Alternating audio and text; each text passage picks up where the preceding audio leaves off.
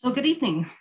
Welcome to our presentation, tonight's Medicare 101. This is part one of a four-part series. And tonight we are going to be talking about Medicare eligibility and coverage. A couple of quick housekeeping tips before we get started. I will be pausing during— I see you moving your lips. Have you started? Because I cannot hear anything. Looks like we're having some issues, Jessica.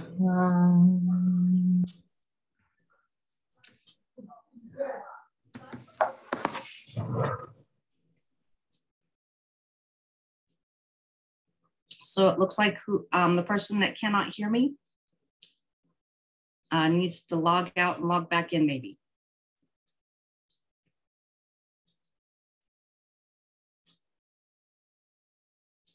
There we go.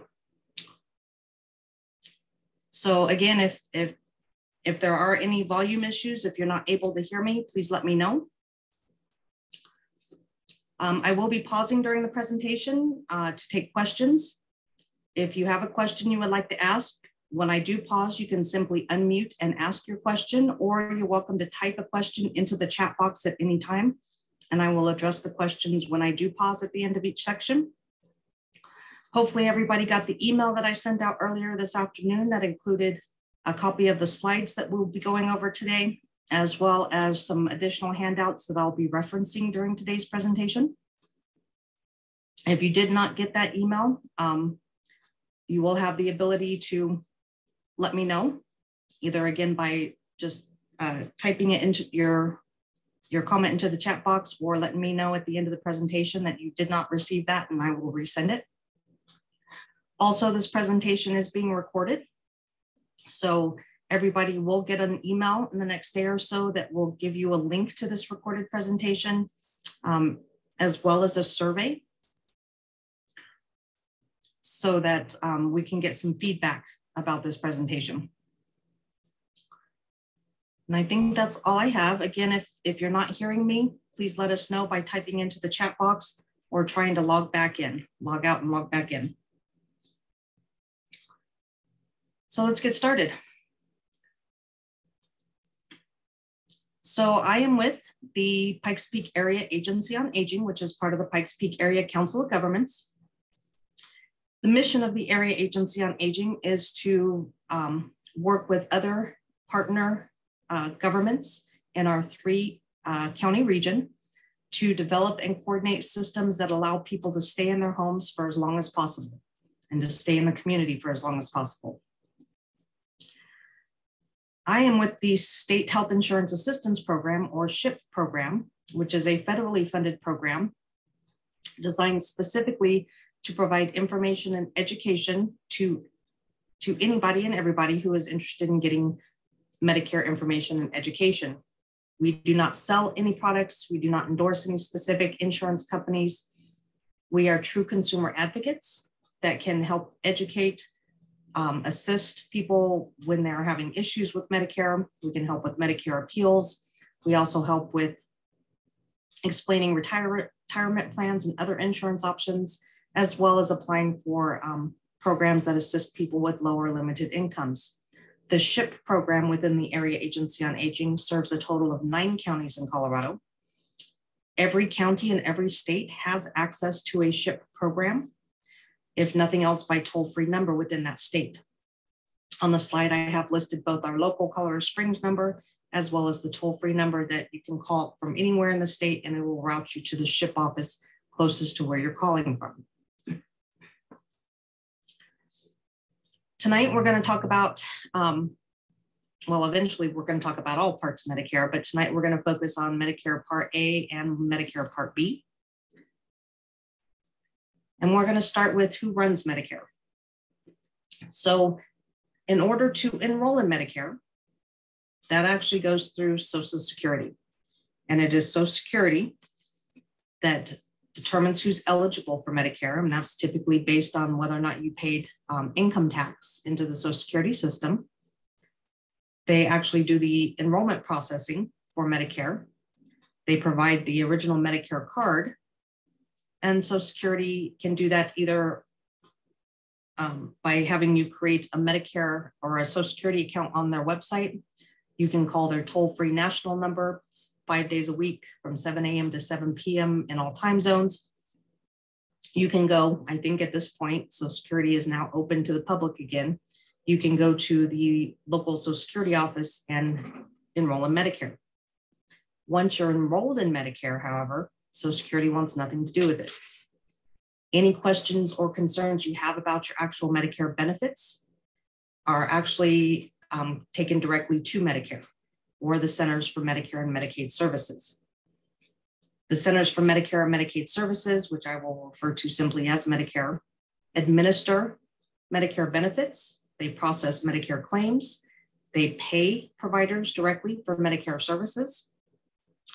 Medicare does not have a brick and mortar location. The only way you can contact Medicare directly is by their toll-free national number. They are available to call 24 hours a day, 7 days a week, 365 days a year. Or you can go to their website, medicare.gov, and you can also create a Medicare account, personal account. But again, Medicare does not have a brick and mortar location. But any questions you have about your Medicare coverage would have to go directly to Medicare. So who is eligible for Medicare? In the United States, any US citizen who becomes aged 65 or older and has contributed into the income tax system or the Social Security tax, either through payroll taxes or the railroad retirement system, will become automatically eligible for Medicare at age 65. You can also become eligible for Medicare at any age if you are determined to be disabled by Social Security and you receive at least 24 disability payments. You can become eligible at any age if you are diagnosed with end-stage renal disease and are receiving kidney dialysis, or you're diagnosed with Lou Gehrig's disease, also known as ALS, and then any lawfully admitted resident alien who has resided in this country for at least 5 consecutive years is eligible to purchase Medicare. When should you enroll in Medicare? These days, people tend to work a lot longer than we used to. And many people who are turning age 65 and becoming eligible for Medicare may still be working, have active employment with employer coverage. So enrolling in Medicare, you don't necessarily have to be retired. Obviously, if you are retired, enrolling in Medicare might be a good idea, but it might be a matter of determining whether or not you want to enroll in Medicare if you're not retired. When you turn age 65 or first become eligible at any age based on those previous scenarios, you are provided with what they call an initial enrollment period. The initial enrollment period for Medicare lasts a total of 7 months, and it is the 3 months prior to the month of your 65th birthday or initial eligibility, the month of, and up to 3 months after the month of your 65th birthday or initial eligibility. That 7-month window is called your initial enrollment period. If you enroll at any time during that 7-month window, your benefit will go into effect. If you enroll the 3 months prior to your birthday, it goes into effect the month of. If you enroll the month of or any of the 3 months after your birthday, there's a slight month to 3 month delay in when the Medicare starts. Enrolling during this time frame eliminates any possibility of being penalized for late enrollment into Medicare. Other times you could possibly enroll in Medicare would either be during what they call a special enrollment period. Basically, a special enrollment period is the one excuse Social Security will accept for not enrolling in Medicare when you first become eligible at age 65 or first eligibility. And that excuse would be because you are still actively employed and are covered by employer group health coverage, or you're the spouse of an active employee and you're covered by their employer group health coverage. If you delay enrollment into Medicare based on being actively employed with group health coverage, when that coverage ends, you actually get an extended amount of time to enroll in Medicare without penalty, a total of 8 months from the time that employer coverage ends. Or you can enroll in Medicare anytime prior to employment ending. If you don't enroll during the initial enrollment period and you don't take advantage of a special enrollment period, or you don't use a special enrollment period, you can also enroll in Medicare at any time down the road, any year down the road during what they call the general election period. That general election period runs January 1st through March 31st every year. And until 2023, if you enroll during that January 1st through March 31st timeframe, your coverage would not begin until July 1st. And it's likely that you would incur some sort of late enrollment penalty for not having enrolled during the other two enrollment opportunities. This is what the Medicare card looks like these days. I tend to refer to it as the red, white, and blue card. It simply has your name, has your Medicare ID number, which is a random series of letters and numbers. And it will indicate when your Medicare Part A and Medicare Part B go into effect. And that's all it will ever show. It will never show if you are enrolled in Part D or an Advantage plan of any sort, only your Part A and Part B. Things to be sure you have shored up before you enroll in Medicare or when you're becoming eligible to be enrolled in Medicare. Some of the best advice you can get is to make sure that your address is up to date at Social Security. If your address is not up to date at Social Security and they try and mail you a Medicare card and that card goes someplace else, the possibility of someone else getting that card and using it fraudulently is pretty high. So always make sure that you are up to date at Social Security as far as contact information. You can do that by going to their website and creating a My Social Security account. You can call 1-800 number for Social Security. And just be aware, and this is just a general warning, Social Security and Medicare are not going to call you and ask you if you got your Medicare card.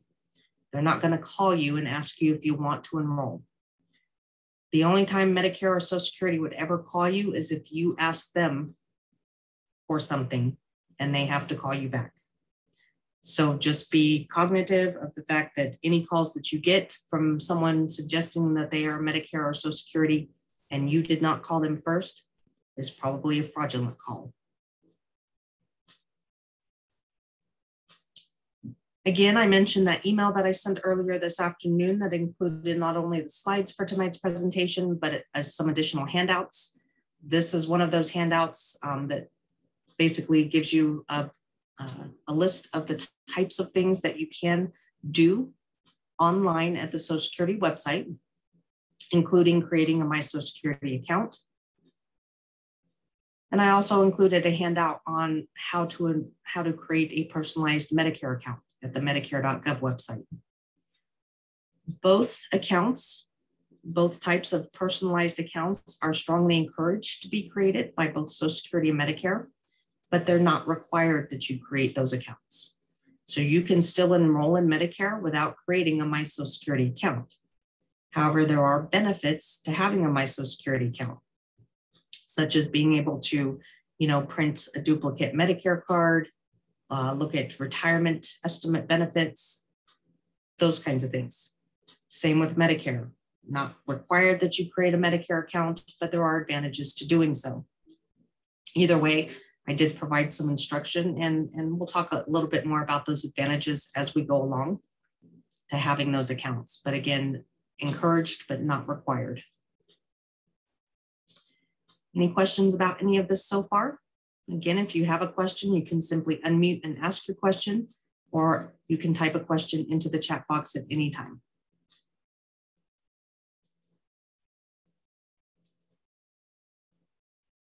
All right, I'm not hearing any questions, so we will move on. Now we're going to talk about the different parts of Medicare, starting with Medicare Part A. Medicare Part A is basically going to cover inpatient services. Things to take into consideration before enrolling in Part A.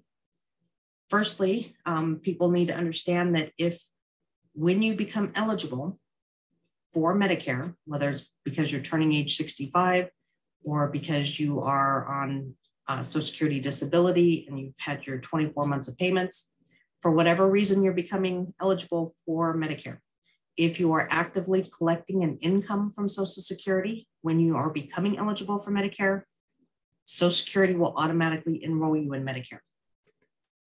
They will do that by sending you a Medicare card up to 3 months prior to the month you become eligible, or the month of your birthday, and sending you some additional information. If you are not collecting a Social Security income of any kind when you are approaching eligibility for Medicare, you will not automatically be enrolled. It will become your responsibility to contact Social Security if you want to be enrolled in Medicare at that time to actually enroll in Medicare. Again, if you are actively employed and have employer group health coverage, or you're the spouse of someone who's actively employed with employer group health coverage, you could potentially delay enrollment into any part of Medicare until that employment ends and you lose that employer group health coverage.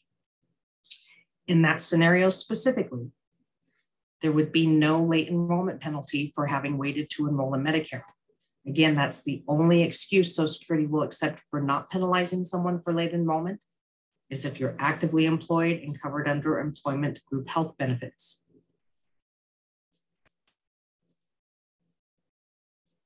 So how much does Part A cost?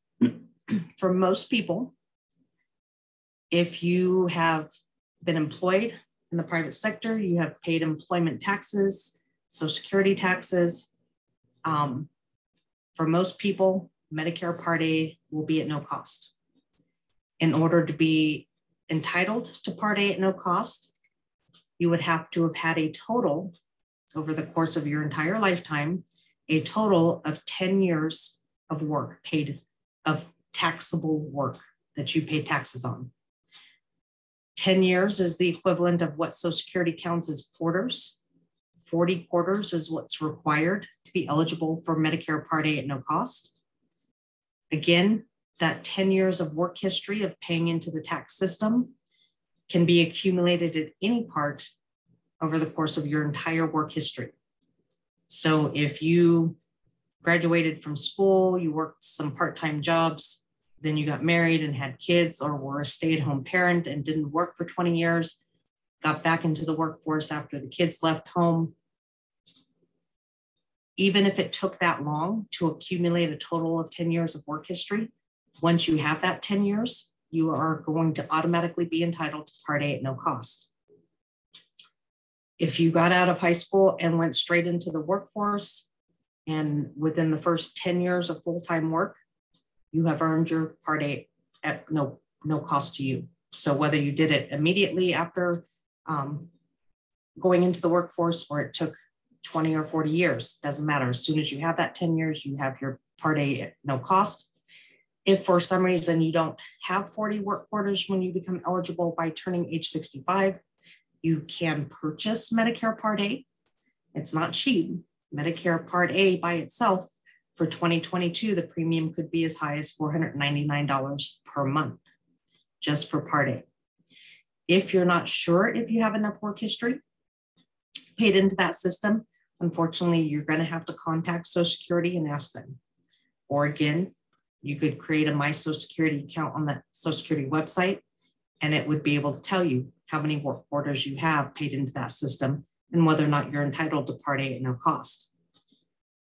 You may also potentially be able to get Part A at no cost on your spouse's work history if you were married to a spouse who paid into that system for at least 10 years. So if you aren't able to get that Part A benefit at no cost on your own work history, it is possible that you could potentially get that Part A benefit at no cost on a spouse's work history. Again, you'd have to contact Social Security to make that determination so that they could tell you whether or not that was an option. But it's only Social Security that can tell you whether or not you are entitled to Part A at no cost. So what does Part A cover? Again, Medicare Part A is basically going to cover inpatient medical services. The primary benefit of Medicare Part A is going to be for inpatient hospitalization. And under Part A benefits, if you have an inpatient hospital stay, whether you're inpatient 1 day or 100 days, Medicare Part A covers the majority of that cost. If you're inpatient in the hospital for up to 60 consecutive days, Medicare Part A covers all of that cost except for a deductible. For 2022, that deductible is $1,556. It is applied per hospital admission. So it's not an annual deductible, it's a per admission deductible. So whether you're there 1 day or 60 days, they're going to apply that $1,556 deductible. But again, that does cover you up to 60 consecutive days. If for some unfortunate reason you are in the hospital for longer than 60 consecutive days, starting at day 61, Medicare will continue to pay for that hospitalization, but they will start applying what they call a daily coinsurance. That daily coinsurance means they'll pay everything except for 2022 would be $389 per day. If for some really unfortunate reason you're in the hospital for longer than 90 days, then that coinsurance increases to $778 per day in 2022. And you start going into what they call lifetime reserve days. There is no limit to how often Medicare will pay for hospitalization, but there's also no limit to how often that deductible could be applied, except for the fact that you would have to have at least 60 days between the time you're discharged from a hospital to the time you're readmitted to a hospital before a new benefit period of 60 days would start. And that would be before they could apply a new $1,500 deductible. So that would be the limitation. You'd have to have that 60 days between discharge and readmission. But otherwise, there is no limit. There is no lifetime max. As often as you may need to be an inpatient in the hospital, Medicare will pay for it. Medicare also pays for inpatient hospitalization for psychiatric hospitals. Medicare does put a maximum number of days they will cover inpatient psychiatric hospitalization. Lifetime max right now is 190 days, but the same deductibles and coinsurances apply for those hospitalizations. While you're inpatient in the hospital, Medicare covers any and all services that you need in that hospital. There are some what they consider convenience items that would not be covered while you're inpatient in the hospital, such as, well, these days, most hospital rooms, you get your own telephone, you get your own TV, but Medicare would not pay for you to have a private hospital room unless it was deemed medically necessary and ordered by a doctor. No part of Medicare ever covers any of the first 3 pints of blood someone might need as a transfusion, but Medicare will start paying for blood at pint number 4. Does not cover private duty nurses while you're in the hospital or room sitters, and does not cover what's considered self-administered drugs while you're in the hospital. And typically that's going to be the situation where it's the day you're going to be discharged. So the day you're going to be discharged from a hospital, that is not considered technically an inpatient day. And so if it's taken them forever to get you discharged from the hospital, and while you're sitting there waiting for discharge, it becomes time for you to take, say, a maintenance medication, and the nurse comes in and brings you that maintenance medication to take. And if you take that cup from her and you swallow those pills, technically that could be considered self-administering medications, and theoretically they can bill you separately for that. Other things that you would need to be aware of if you are in a situation, say an emergency room visit to the hospital, there's a big difference between being admitted to a hospital and being in the hospital under observation. And this is something everybody needs to be aware of. If you are, for some reason, in the emergency room, and for whatever that reason is, the doctors and nurses determine that you need to go to a room upstairs for observation so they can keep an eye on you to make sure that whatever that medical issue is or whatever they're using to treat that issue, make sure it's doing its job. Even if you are in the hospital overnight, you have not necessarily been admitted to that hospital. You could still be under observation. And theoretically, you could be under observation for multiple nights. Hospitals are required to inform you within 24 hours whether or not you're being admitted. or if you're still under observation, it makes a big difference in how they bill Medicare and what you would be billed after Medicare paid their part. But again, it is required that the hospital notify you within 24 hours of your status. And if they're not doing that and you have the wherewithal to ask, you should probably ask. But you can't just assume basically that if you're sent upstairs and put in a room and you spend the night there, that you're inpatient in the hospital. Another benefit of Medicare Part A is skilled nursing care. Basically, the skilled nursing facility benefit for Medicare Part A is a benefit that is only usable after you've had an inpatient hospital stay of 3 days or longer. If you meet that requirement, you've been in the hospital for 3 days or longer as an inpatient, and the doctor discharges you to a skilled facility for rehab or recovery. In that scenario, Medicare will pay 100% for that skilled facility stay for rehab or recovery for the first 20 days. So the first 20 days, Medicare covers at 100%. From day 21 up to the maximum of day 100, Medicare will continue to pay for that inpatient rehab stay, everything except for, and again, we're looking at a co-insurance, Medicare will continue to pay everything except for $194.50 per day in 2022. That first 20 days of 100% coverage, the next up to 80 days covered everything except for that daily co-insurance. Total of 100 days, Medicare will pay all or part of for you to be in a skilled facility for rehab or recovery after a hospitalization. Medicare pays up to 100 days because they are assuming that if you have not recovered well enough to go home after 100 days in a skilled facility, the likelihood of you ever being able to go home starts to become pretty slim. So Medicare pays all or part of up to 100 days. If you are still in that skilled facility for any reason, on day 101, Medicare benefits do cut off, and you would have to start looking at other options to pay for that continued long-term, basically custodial stay. If your skilled facility stay only requires that you be there for 3 weeks, once you've reached a point in that care that you are able to go home, at that point, Medicare's benefit will also cut off.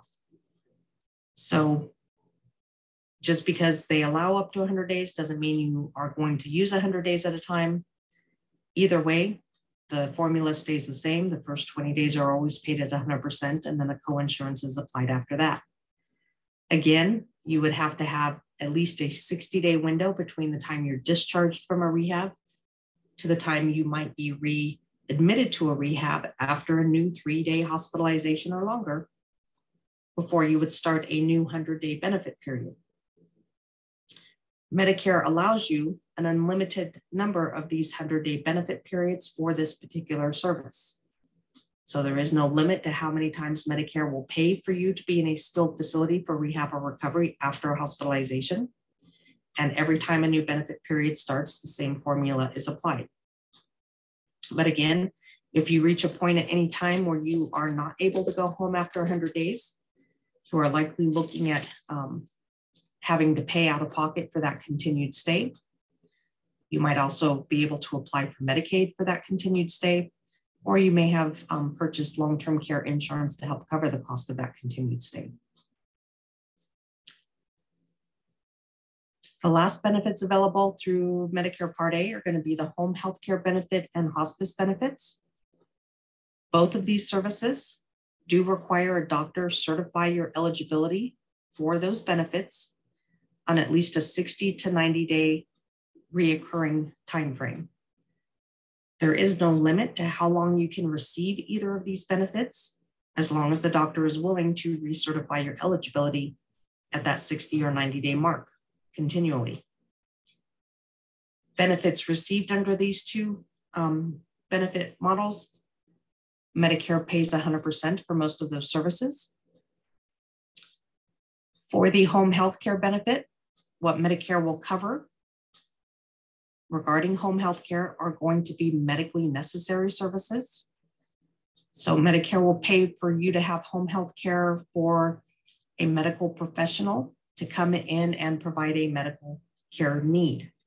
So if it's checking a bandage, checking a wound, doing physical therapy, it has to be a medically necessary need and service for it to be covered by Medicare. It will not pay for someone to help do light housekeeping. It will not typically pay for personal care needs unless that's determined to be necessary as part of your recovery. For the hospice benefit, basically the hospice benefit or end of life benefit of Medicare is a benefit that's designed to help someone be as comfortable as possible in an end of life scenario. In order to be eligible for a hospice benefit, basically the most basic criteria is that a doctor has to be willing to certify that your life expectancy is approximately 6 months or less. That does not mean you have to die in 6 months or less. It just means that that possibility exists. And as long as a doctor certifies that, then you can continue to get those benefits. Hospice benefits and hospice care, again, will provide any and all services that are going to make someone comfortable or as comfortable as possible in that scenario. Again, there are no limits to how long you can use these benefits as long as the doctors are willing to continue to certify that you are eligible for these benefits. And as long as you are eligible for these benefits, again, they're typically covered at 100% by Medicare. So I will pause here for questions. I did see a question in the chat box. What if I am not employed but have TRICARE? I'm assuming that's regarding enrollment into Medicare. If someone is eligible or becomes eligible for Medicare based on age or what have you, but are currently using TRICARE health benefits, TRICARE does require that people becoming eligible for Medicare actually enroll in Medicare. If you do not enroll in Medicare and you do not have employer group health coverage in lieu of Medicare, you do risk losing TRICARE benefits altogether. So if you are actively using TRICARE, you become eligible for Medicare. TRICARE does require that you enroll in both A and B of Medicare. In that scenario, once you're enrolled in A and B of Medicare, TRICARE turns into TRICARE for life and acts as a supplement to Medicare. And between Medicare and TRICARE for life, quite honestly, you would have some of the best coverage available in this country and would not need any other coverage to go with your Medicare. So hopefully that answers that question. If it does not, please let me know.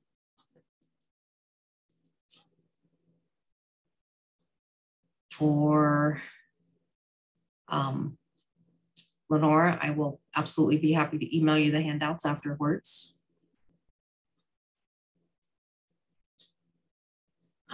Part A, day 21 through 100, we pay $194.50 per day. For Part A, for skilled care.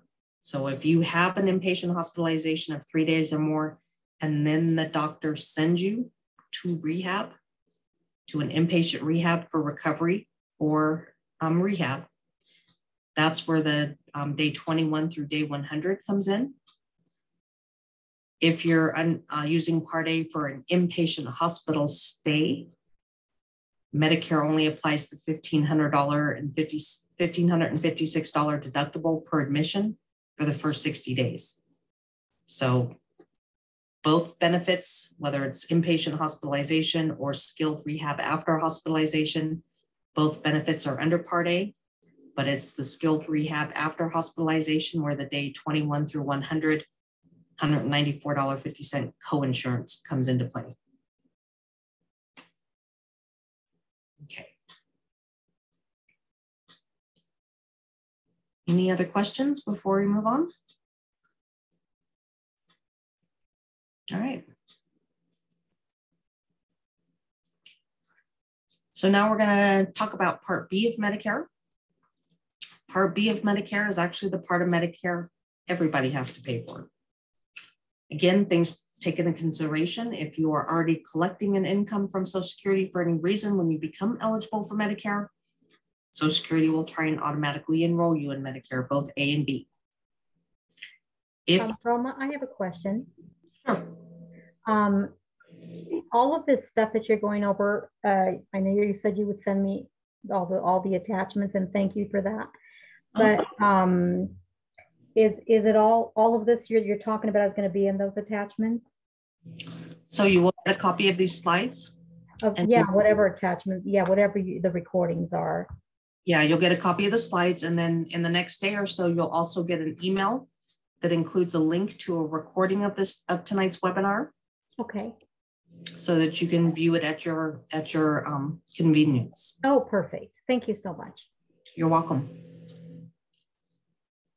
Okay. Part B. So again, if you're collecting Social Security income, you will automatically be enrolled in Medicare. If you're collecting income, but say you're also covered under a spouse's employer group health coverage from their active employment, again, you can delay enrollment into Medicare, whether you're the person working or just the spouse covered under their work coverage.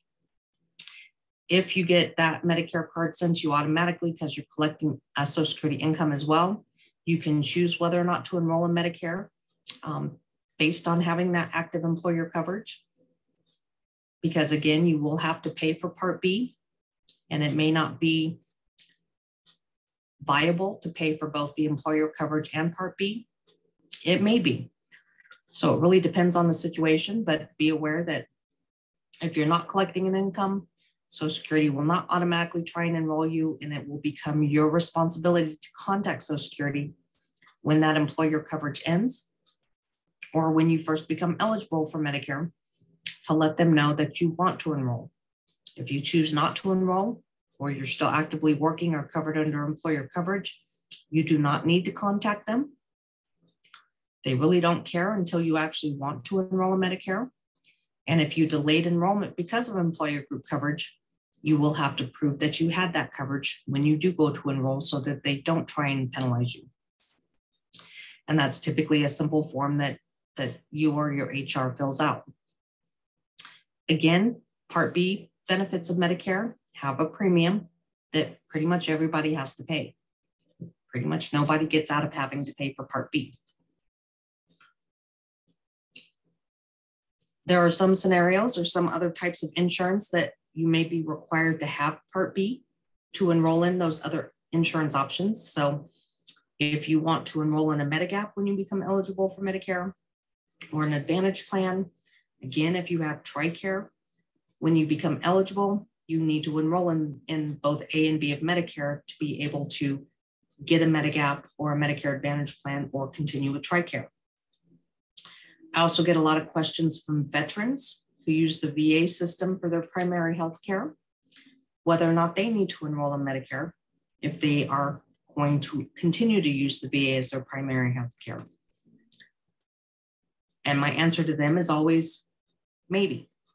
It's totally up to the individual whether or not you want to enroll in Medicare. There is no law that says anybody has to enroll in Medicare. But Medicare is certainly either going to make sure you get enrolled, or if you choose to enroll later, they're going to make sure you had a good reason for waiting to enroll. If you choose never to enroll in Medicare, they're okay with that too. But if you wait to enroll and you didn't either have that good excuse of having active employment, or you didn't do it during initial enrollment, they're going to make you pay more for waiting to sign up later. For veterans, again, VA is not, first of all, it's not considered actual health care, but second of all, it's not considered active employment. So for anybody who chooses not to enroll in Medicare because they are using the VA system, that's fine. But if for any reason down the road, they decide having access to Medicare in addition to the VA system would be to their benefit, they would be looking at a late enrollment penalty for not having done it sooner. Again, and I've mentioned this multiple times, if you're still actively working and have employer coverage, or you're the spouse of someone actively working and are covered by that employer coverage, you can delay enrollment until that employment ends. And once that employment ends, you get that extended 8-month window to enroll in Medicare without penalty. And then if you miss those opportunities, you can enroll any year down the road during that general enrollment period. But if you're enrolling based on the general enrollment period, you're pretty much guaranteed to have to pay a late enrollment penalty. So Medicare, what does it cost? Well, it's not cheap these days. Medicare Part B premium had a significant jump in cost between 2021 and 2022. And for most people, the base premium, the minimum premium is $170.10 per month. That premium is automatically deducted from a Social Security check if you are collecting one. If you're not collecting a Social Security check, you can pay that premium either by quarterly billing, or you can arrange to have it deducted automatically every month from a bank account.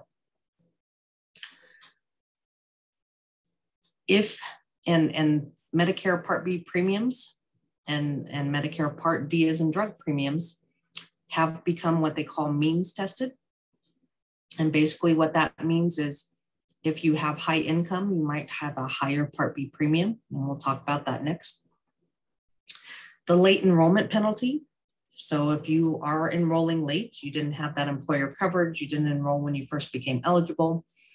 The way that the Part B penalty, late enrollment penalty works is that Medicare and Social Security are going to charge you an extra 10% for every 12-month period that you were not enrolled in Medicare and did not have employer group coverage as your reason for not being enrolled in Medicare.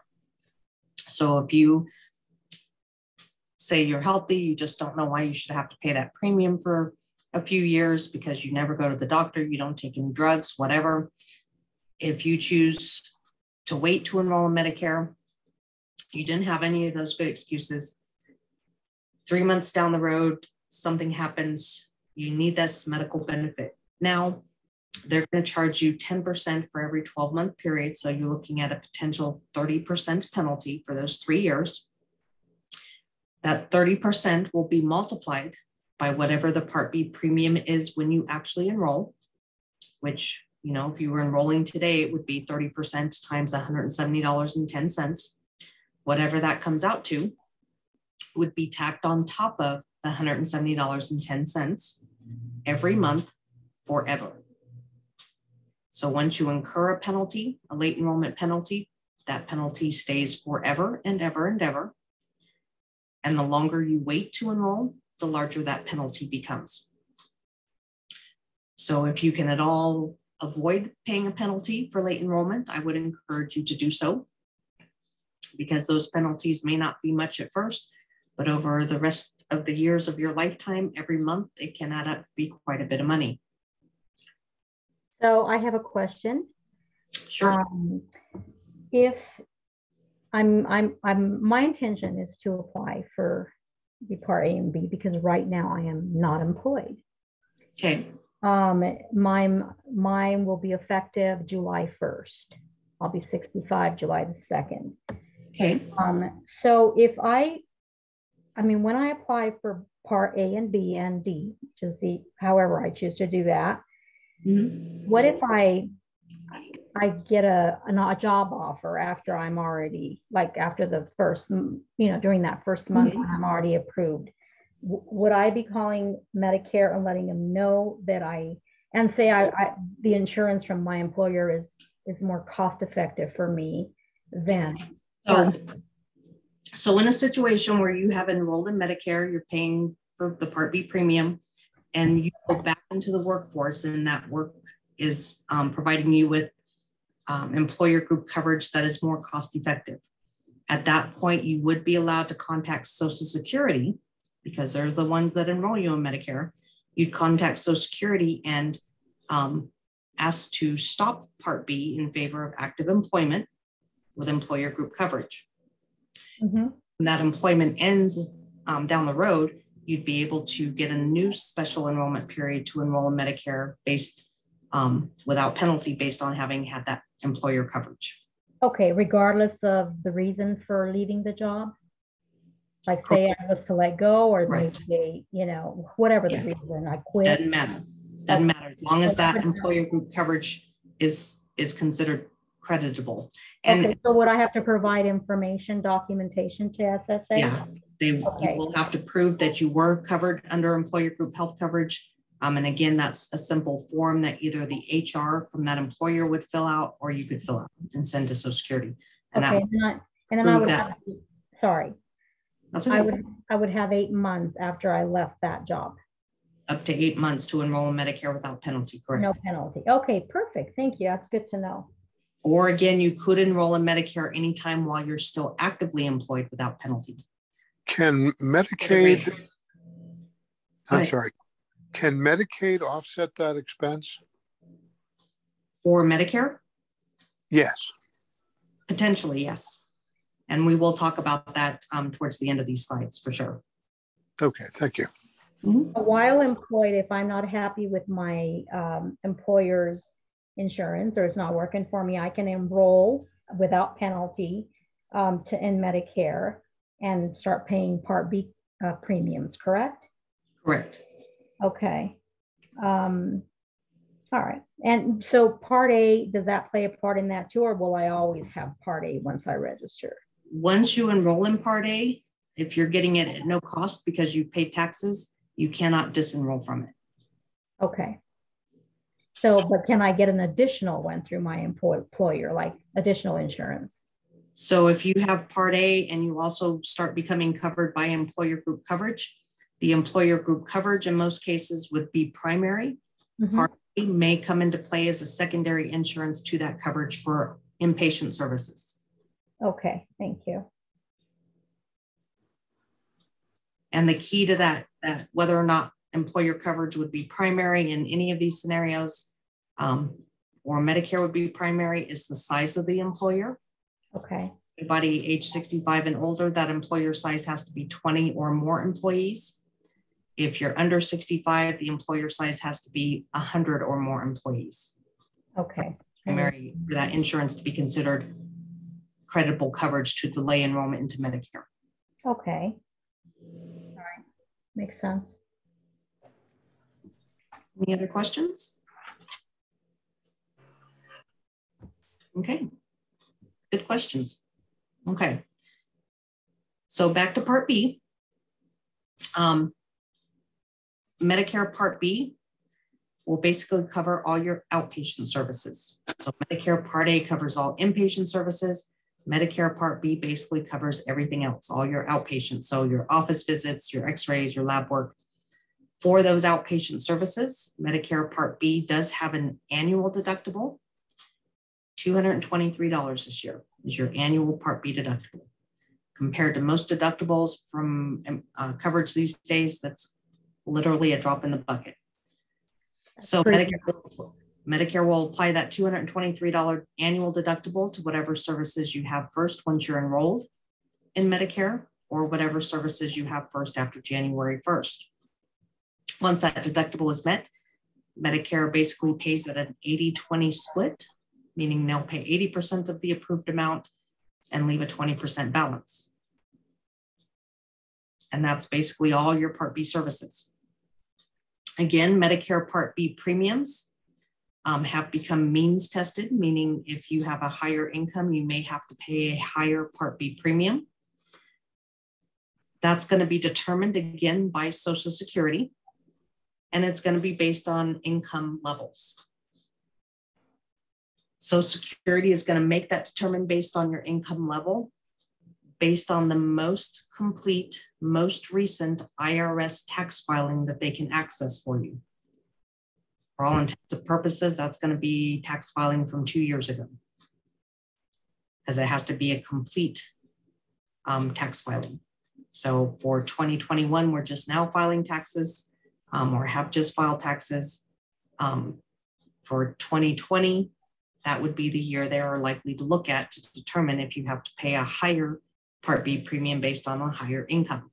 So keep in mind. Since, I mean, when you file jointly, they only take, like they would only take my income for those years, because this is for me. It depends. It depends. If you file jointly, they will look at joint income. Even if this is You're about going to me, base it on not adjusted myself. gross income. Huh. Sorry. Even if all of this is me, not my spouse, I'm the one that's applying for Medicare now. My Correct. husband's already on Medicare. But if you file income taxes jointly, they're going to look at that joint income. Okay. So what, do you know what the cap is on that? Yep. At this next slide shows the income cap or the income levels Okay. based on filing individually or jointly. Anybody who as an individual makes $91,000 or less, or as a couple makes $182,000 or less this year, will only pay the $170.10. Okay. Once you start going over those income thresholds, the premium starts going up. And as it indicates, that next level of income, premium goes from 170 to 238, and so on and so forth. And it maxes out at $750 for a couple, $500,000 for an individual is the max amount of increase in premium for Part B for this year. Those numbers do change every year, as do the Medicare Part A deductible, the Part B deductible, the Medicare premium, the Medicare, all those costs do adjust every year. Typically, that adjustment is going to be an increase in those costs. So keep that in mind as well. Premiums will increase every year. Deductibles will increase every year. So just keep in mind. Romai, I'm sorry, but I have another question. So the deductibles, are those collected at your first appointment that you attend for that? Is it the year January through December? So Medicare does base everything typically on calendar years, January through December, except for the year you are initially enrolled in Medicare. So if you become eligible for Medicare and enrolled in July, services you have first after July 1st will be tied to that deductible. And then come January 1st, that deductible will renew. Okay, whether or not you go to the doctor. The way that works is if you go for an office visit, for example, at the office visit, Medicare would have approved $100. They're only going to apply that $100 to that deductible. It may take multiple services for you to meet that $223 deductible. It may take one service. It just really depends on what service you have first. Okay. So it's when you go to the doctor in that year, that first. And basically the way it will work is you go for that service, the doctor bills Medicare, Medicare turns around and says, we're applying it to deductible. And then the doctor would turn around and bill you instead, unless you have coverage, insurance coverage to pick that up. Okay. So you don't really know what it is until after Medicare has been billed and applies it to that service. Okay. So will you be talking about like Advantage plans? Because I think those are primary, correct? So that'll be next week. We'll focus on nothing but Advantage plans and Medicare supplements. And then how that applies to the deductible also? Exactly. Okay. All right. Thank you. Okay. So now we know what Medicare Part B is going to cost you. Again, Part B is going to basically cover all your outpatient services, office and doctor's visits of any kind, whether it's primary or specialist, all your x-ray and lab work, any medical, surgical, and anesthesia services are covered by Medicare. Medicare does pay for medical second opinions. Again, no part of Medicare covers the first 3 pints of blood someone might need, but it will start covering blood at pint number 4. Covers all your emergency ambulance transports, covers all your annual vaccines, flu shot, pneumonia shot, does cover the shingles vaccine. However, the shingles vaccine coverage is broken up between both Part B and Part D, which we will focus week 3 on Part D only. Covers all your outpatient physical therapy, occupational and speech therapies. Covers all the durable medical equipment, such as oxygen, wheelchairs, walkers, those kinds of things. And there is some limited coverage for some other services, such as podiatry, optometry, those kinds of things. May I ask if it covers preventative services? Medicare does cover a significant number of preventative services. Those services can be found, and I'll kind of skip over the COVID stuff because hopefully we're beyond that. Medicare does cover quite a bit of preventive service. Any preventive service Medicare does cover, they pay for at 100%. Okay. They offer an extensive listing and detail of all those preventive services, basically in the Medicare and New Handbook. The Medicare and New Handbook can be found. Oh, there we go. The Medicare and New Handbook can be found on the Medicare.gov website and be downloaded or viewed as a PDF. In that handbook, there is like a 30-page section that details multiple, many preventive services. And it tells you what the service is, what the criteria is to be eligible to get that service as a preventive benefit, and how often you can get it as a preventive benefit. And anything considered a preventive benefit will always be designated by having a little blue symbol, apple, or apple symbol next to that description, that service description. But there are many preventive services that Medicare will pay for, again, at 100%. They continue to add services every year to that list. And so the best way, again, to view that list would be to go to the Medicare website and look at or click on the Medicare and New Handbook link. Okay, for 2022. For 2022. You can also call 1-800-Medicare and request a hard copy of that Medicare and New Handbook specific to Colorado. Okay. And it will give you the same information. But the coverage would be the same in other states, right? Yeah, Medicare is nationwide. Okay. Same rules apply no matter where you're at in the country. Okay.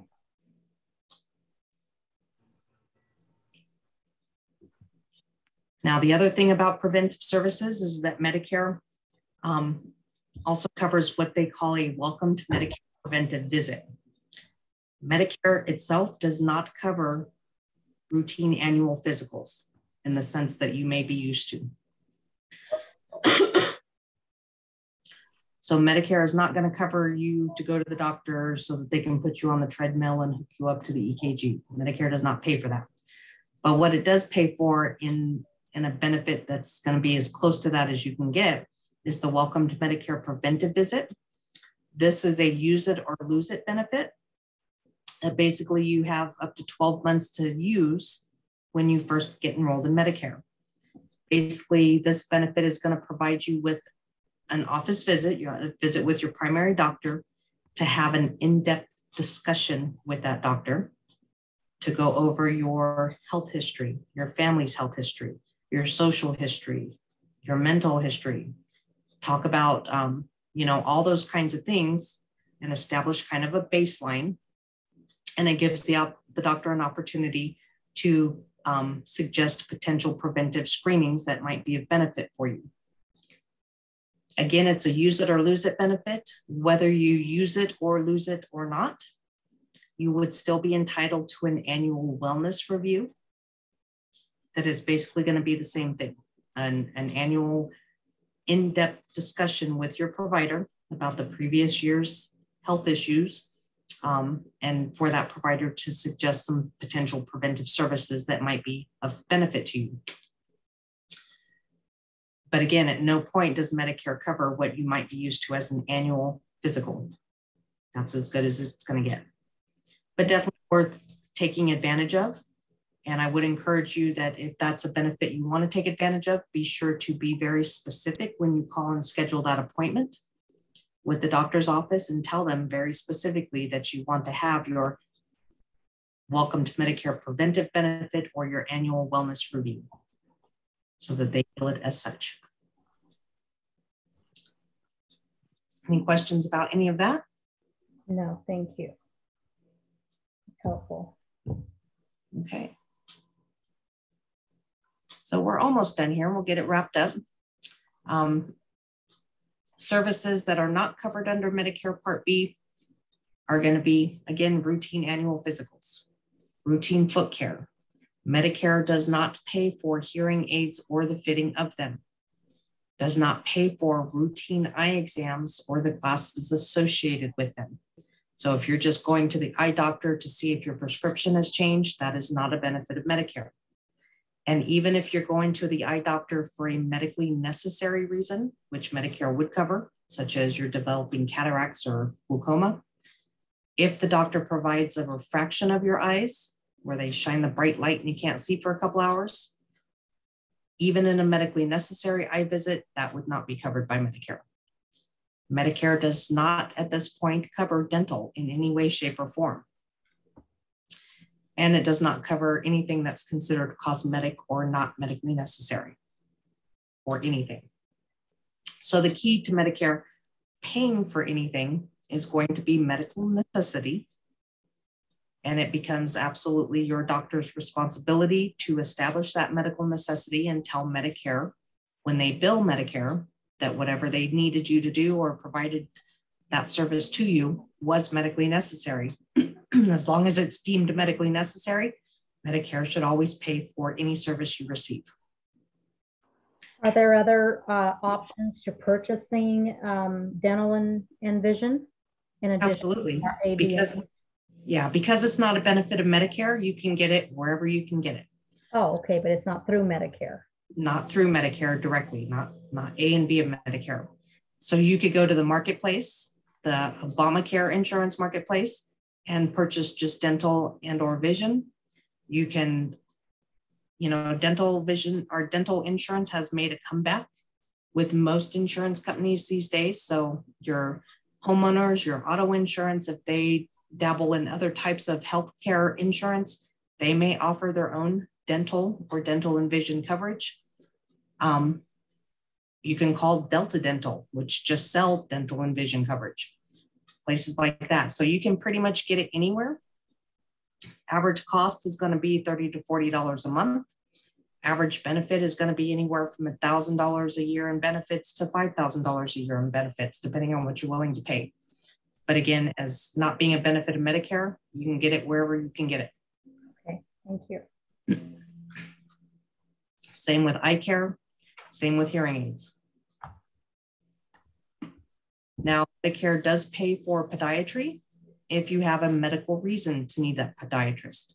So if you are diabetic or have any other health-related reason you shouldn't be doing your own foot care, Medicare will pay for you to go to a podiatrist. If you are developing cataracts, glaucoma, poke yourself in the eye with a pencil, that's medically necessary reason to see an eye doctor, Medicare will pay for that. But as a routine service, they would not be covered. I see. But we would get a referral from the doctor. No. Medically necessary. Original Medicare A and B does not require referrals. Okay. As long as when you go to a provider of any sort for any reason, as long as there's a medical need for you to be there, doctor tells Medicare you needed that service, Medicare will pay for it. Medicare typically does not require prior authorization for most services and does not require referrals. You can go to any provider anywhere in this country that accepts Medicare for any medically necessary reason whatsoever.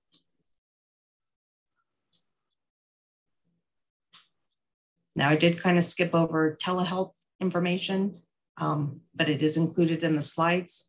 And because we're running a little over on time, if anybody has any additional questions about telehealth benefits through Medicare right now, you're always welcome to email me or give me a call, and we can go over that information in more detail. But again, you'll have these slides with that information. So that was A and B of Medicare, basically in a nutshell.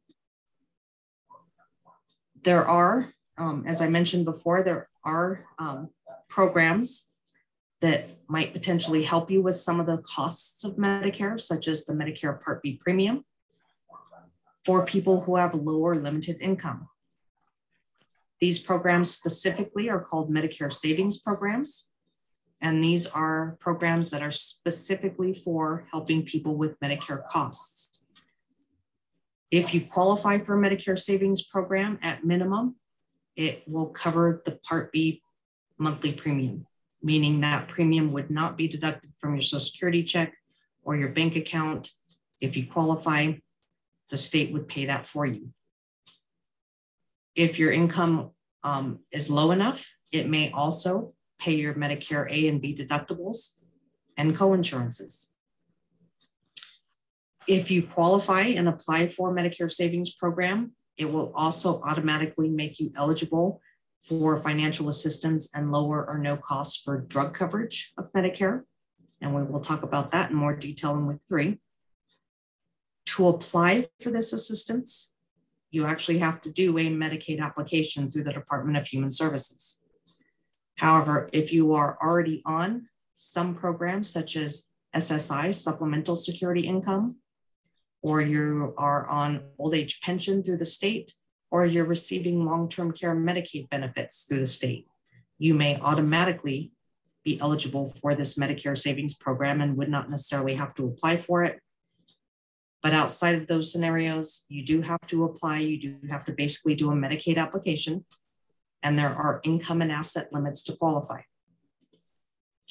For that still says 2021. For 2022, and I apologize for this slide not being updated, lowest income limit to qualify right now would be $1,152 for a single person per month in gross income, pre-deduction income. At the highest income level to qualify, it would be $1,523, I believe, for a single person. Again, also have asset limits. Asset limits this year for a single person are about $9,900 in liquidatable assets, such as bank accounts of any sort, property that you don't live on, investments, that kind of stuff. That's going to be your liquidatable assets. What these programs do not look at are your personal possessions. They do not look at the home that you live in or the property it sits on. They do not look at your primary vehicles. They only look at assets that are not necessary for life. If anybody is interested in getting more information about these programs or determining whether or not you may qualify, please give us a call or shoot us an email. We do help with these applications, as well as help submitting these applications. So we'll help you fill it out and submit it. And again, if you qualify, at minimum, you would qualify for the state to pay that $170 so that it's not taken out of your Social Security check. And it also automatically qualifies you for help with drug coverage. Are these monthly or yearly figures? These are monthly income figures. Oh, okay. Yeah. So those are the max income limits per month in pre-deduction dollars, gross income. And again, I apologize, that slide says 2021 and not 2022. But yeah, the numbers I quoted were much, much closer to 2022. And again, we're happy to help with those applications. We're happy to talk to you about eligibility for those programs. Just let us know, give us a call or shoot us an email. So to wrap it up, again, I am with the SHIP program. The SHIP program is a federally funded program available to everybody in every state, at the very least through a toll-free number. Because we are a government-funded program, we do not charge for our services. And again, we do not endorse any specific companies or products. We are true consumer advocates. And you can reach a SHIP program from anywhere in the state using the Colorado toll-free number. If you wanted more general information about the SHIP program as a nationwide program, or you might be interested in volunteer opportunities, you can visit the SHIP TA Center. The website is listed. We're always, as a government-funded program that does not charge for our services, always looking for volunteers, of course. And being a SHIP counselor can be a very, very rewarding opportunity for volunteering.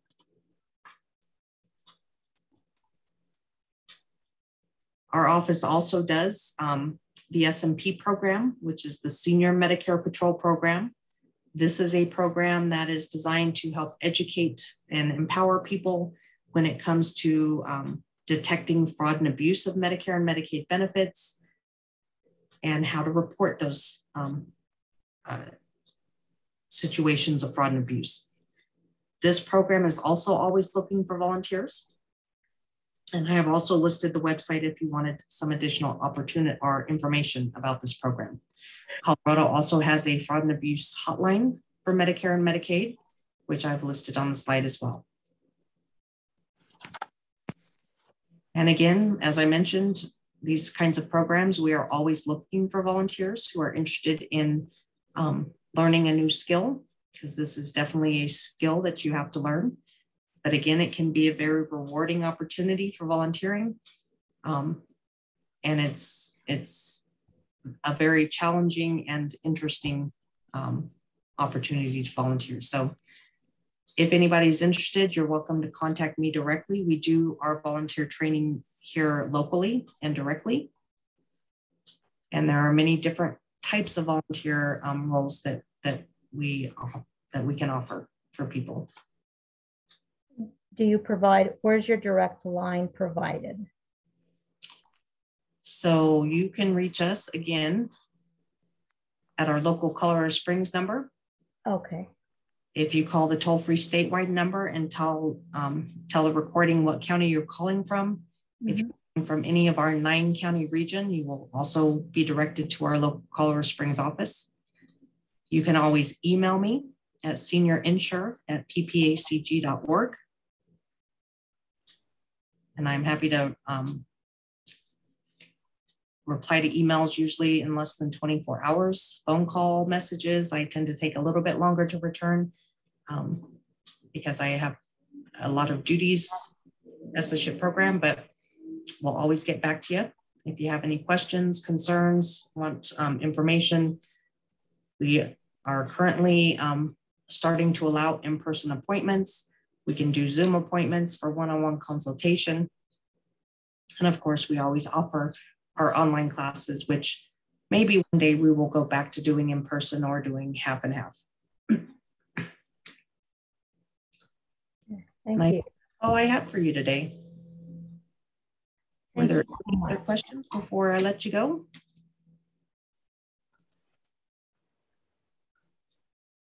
So the next class is next Thursday at 5:30 also. Yep, so all 4 weeks will be Thursday at 5:30.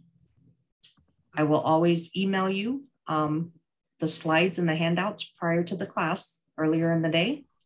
And again, everybody will also get an email in the next day or so with a link to a recording of the class from the previous night and a link to our website where you can also view that recording at any time, as well as download the handouts.